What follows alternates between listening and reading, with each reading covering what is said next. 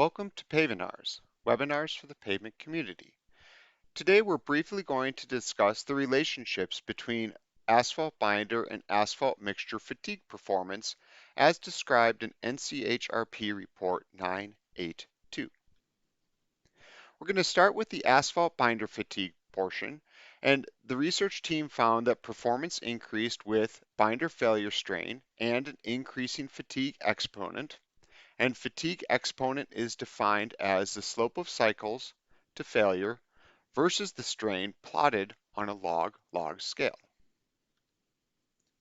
They also found the most important factor affecting binder strain is the modulus, and they found as the modulus increases, the failure strain decreases.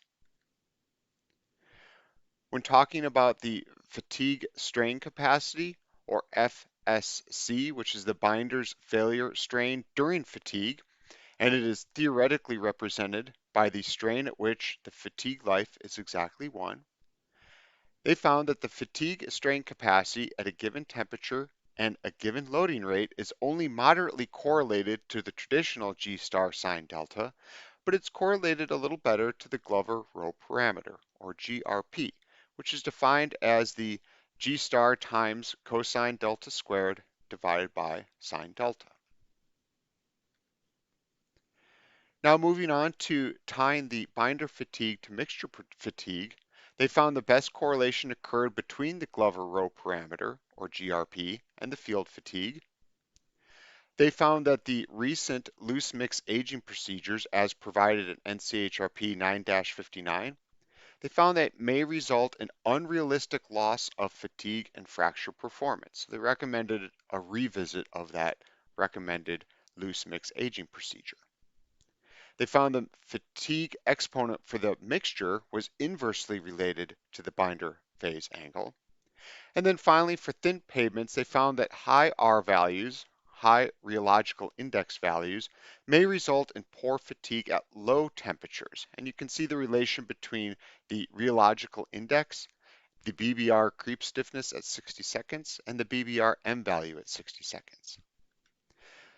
Finally, they found that they needed to improve the protocols to tie binder fatigue test performance to low temperature PG grade, and throughout the report they provided discussions on how this can occur. And finally, some recommendations. They recommended new fatigue testing temperatures. So there's a nice summary table with the different PG binder grades and the new fatigue testing temperatures.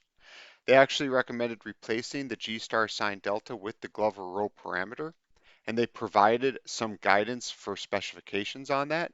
So at 10 radians per second, the maximum GRP is dependent on which PAV aging protocol you use. So if you use the RTFOT with the 20-hour PAV, they recommended 5,000 kilopascals. And if you use the RTFO with the 40-hour PAV, they recommended 8,000 kilopascals. Also, maximum R values at 10 radians per second. The 20-hour PAV, they recommended a maximum R value of 2.5, and the 40-hour PAV, a maximum value of 3.2. And they also found that the delta TC and the BBR stiffness at a slope of 0.3 are suitable replacements for the R value. You can find all of the details here in this NCHRP report 982, and the full citation can also be found in the comments section below. Thank you much for joining.